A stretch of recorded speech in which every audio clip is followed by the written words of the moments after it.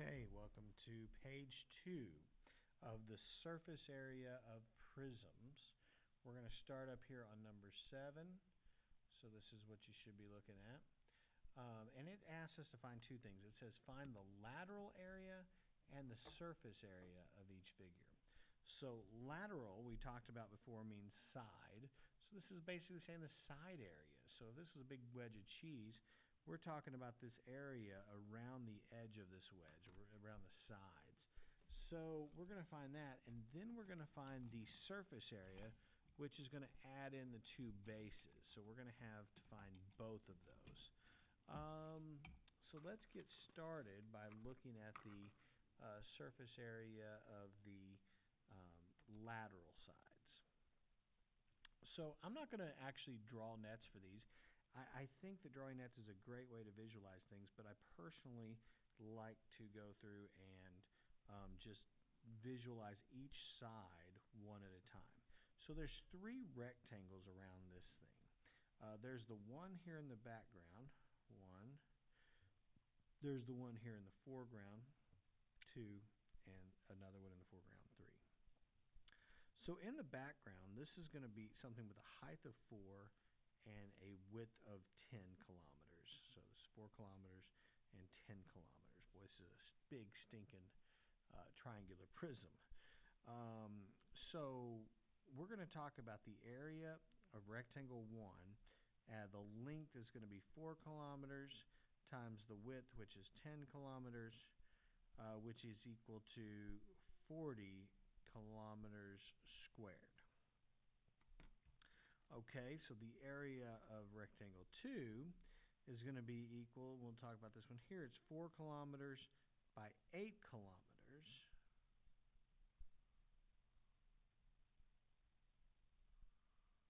Okay, and so that's going to be 32 kilometers squared. And then thirdly, we're going to talk about the area of rectangle 3, which is going to be this 4 kilometers by 6 kilometers rectangle.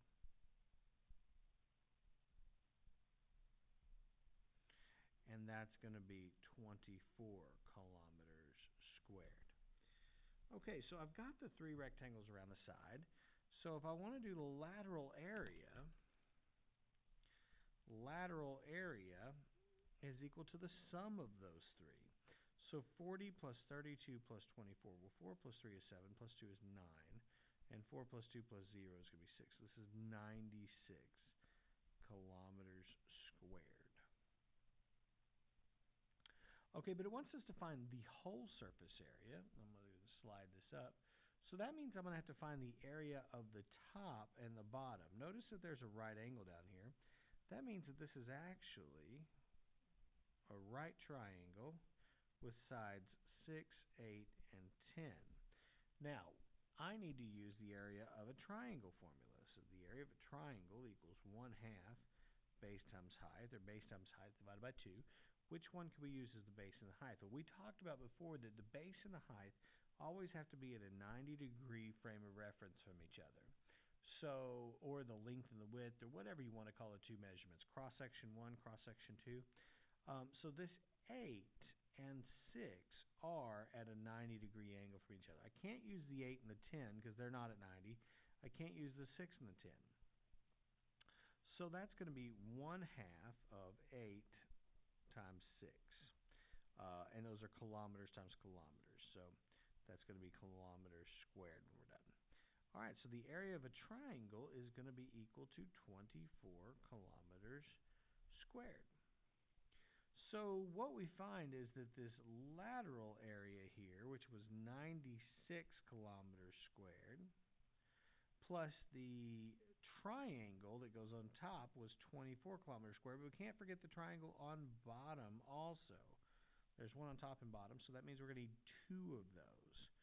So the surface area is going to be equal to that lateral area of 96 kilometers squared plus 2 of those 24 kilometers squared triangles for the bases. And that altogether is going to be 144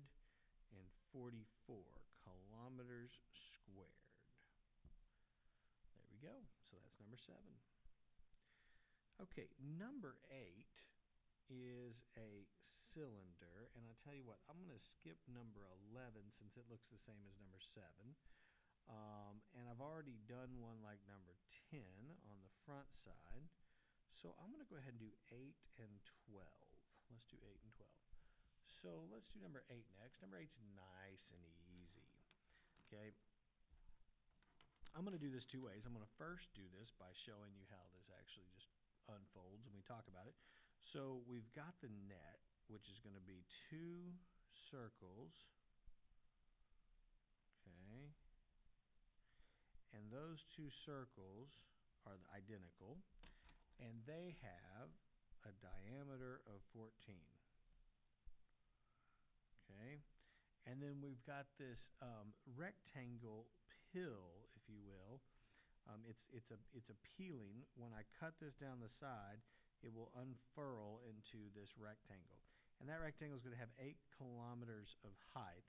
But this length is pi r squared. I'm sorry, my bad. 2 pi r going from here to here. So we talked about this in the other section. And you can find this by utilizing that formula that we did, okay? So now that we see this, we could multiply 2 pi r times 8 and 14 diameter to find those two, but I'm just going to go ahead and use that surface area. We said it equals 2 pi r squared plus 2 pi r h. So that's going to be 2 pi. Now, r, if this diameter is 14, that means r is half of that. So that's 7 squared plus 2 pi times 7, and the height is 8 kilometers. Okay. So this is going to be 49 times 2. And that's going to equal 98 pi's plus 7 times 8 is 56 times 2. That's going to be 112 pi's. And that's all going to be to the kilometer squared unit. So 198 plus, I'm going to put that 2 over here. So that's going to be 100 and a 110. So that means I'm going to have 210 pi kilometers squared is the total surface area of this object. And you can round that to the nearest hundredth. I'm not a fan of rounding, so I'm just going to leave it as 210 pi kilometers squared. And if you need to round it, go for it. I'm going to go down to number 12.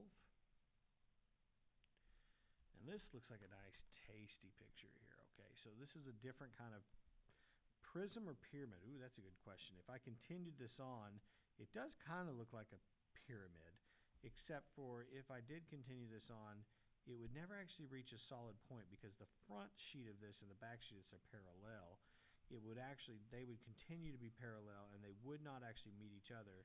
They would just meet at a line somewhere down there. So it's not really a pyramid. It's just a prism, but that prism has a base on the front and the back, and that base is a trapezoid. Okay, so as I look at that trapezoid, I can see that the top of it, the longest base of it, I'm going to have to go back to that formula. What's the formula of a trapezoid? Okay, so I've got 4 rectangles around here. Let me do this. This is rectangle 1. And back here against this back wall is rectangle 2. Okay. And down here is rectangle 3. And then this fine fellow here is rectangle 4. Okay. So we, oh, I'm sorry, my bad. That back there is not a rectangle. That's a trapezoid. You silly Billy. So we're going to call this rectangle 2 up here, the one on top. This in the back is going to be trapezoid 2, but it's the same as trapezoid 1, so I'm just going to erase that. Alright, so I've got 1, 2, 3, 4 rectangles, and this 4 is on this slanted looking rectangle here. So I'm going to go ahead and find those 4 rectangles. So the area of rectangle 1, so that's going to be this rectangle over here, that looks like we need to find this slanted length. Well, see, this is 4 yards, and these are marked as congruent, and these are marked as congruent, so that means that this is also 4 yards over here. So this is 4 yards some 6 yards, which equals 24 square yards. Okay, so let's start at the top one. Area of rectangle 2.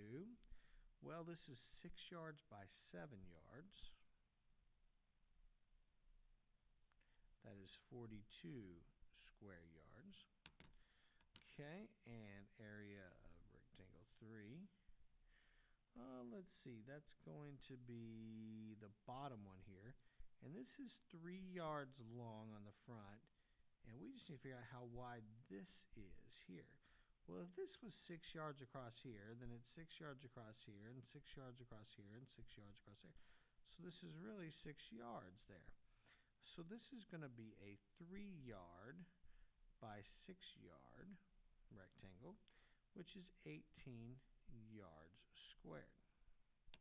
And finally, number 4 over here on this face is going to be the same as the number 1.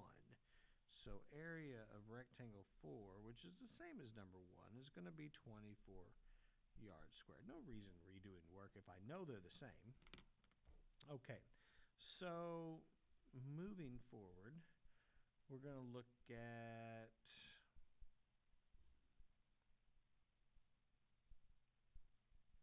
the trapezoid on the front and the trapezoid on the back. So the area of the trapezoid is going to be equal to base 1 plus base 2 divided by 2 times h. That's the formula for the area of a trapezoid. It's the average of the two bases times the height. Okay, so the base 1 is 7, the base 2 is 3. It'll be 7 yards plus 3 yards divided by 2 times the height. Now the height is the standing height. We said that all of our heights need to be perpendicular to the bases. Okay, so this is the standing height, and that's going to be 3.5 yards. We know that from over here. It says the standing height is 3.5 yards. So 3 plus 7 is 10 divided by 2 is 5. So this is going to be 5 yards times 3.5 yards. And when I multiply those together, that's going to be 17.5, I think, yards squared. Okay, and the surface area is equal to the sum of all of that. Now, I did not find the lateral area of this one. So the lateral area, we're going to stop here with just the 4 rectangles and add those together. So let's do that first. We'll call this the lateral area. The lateral area is going to be the rectangle 1, rectangle 2, rectangle 3, and rectangle 4 added together. So that's going to be 24 plus 42 plus 18 plus 24. And that's going to be, let's see, 48 plus 42 is 50, 90, 100, 108 yards squared. That's the lateral area. Now the surface area, which is going to be a little different, we're going to take that lateral area, but we got to add on these 2 trapezoids. So the front trapezoid and the back trapezoid, but both of them are 17.5 yards each. So we've got that lateral area of 108 yards squared plus 2 17.5 yards squared trapezoids. Let's see, 17.5 and 17.5 is going to be 35, I believe, right? So adding that together, it'd be 108 plus 35 is 138 plus 5. So 143 yards squared? Boy, you better check my math. That's that spring break brain wearing us out here. Okay, and I've got one more picture for us. So we're going to do one of these word problems. So I'm going to ask you guys to raise your hands which one you want to do. Do you want to do a hexagonal prism, 6 foot tall with a regular base, Or prism 2 foot tall, the base is a trapezoid whose parallel sides measure. Right, so I see that most of you guys are raising your hand for the hexagonal prism because you saw hexagon in there. I understand. It's okay. Right, Mr. Conaway, like people are listening and raising their hand. You might be. Okay, so I've got to try to come up with a way to draw this. And as you can see, like I said, it's all about being parallel and congruent. Hexagonal prism, it's 6 feet tall. Regular base measuring 9 feet on each edge, so this is 9 feet on each edge. And an apothem, which we said the apothem is this length right here, an apothem of 7.8. 7.8 for the apothem. So we know that the area of the hexagon equals 1/2 times P times A. That's perimeter times apothem. So that's going to be 1/2. The perimeter is going to be 9, but there's 6 of them to go around the perimeter. So this is 9 times 6. And, not equals, times the apothem, which is 7.8. So let's see, 1/2 of 6 is 3. 3 times 9 is 27 times 7.8. Put that in my handy dandy little calculator. Somebody was nice enough to leave me. 27 times 9.8. Is that right? No, it was 7.8. 27 times 7.8. 1053 over 5, which is going to be 210.6. And that's just for one hexagon, 210.6. Okay, but the sides, the rectangles here have an area of 9 by 6, okay? So the area of a rectangle equals 9 times 6, which is 54, okay? And that's going to be feet squared. This should have been feet squared. Okay, 54 feet squared. But how many of those rectangles are there? There's 6 of them. So when I do the total surface area, I'm going to say, look, the surface area is equal to 2 of those hexagons at 210.6 feet squared apiece, plus 6 of those hexagon or rectangles at 54 feet squared apiece. And together, plug that into my calc, trusty, times 2 equals plus 6 times 54, 6 times 54 equals, let's see, 745.2 square feet. All right, let's see if this one will save.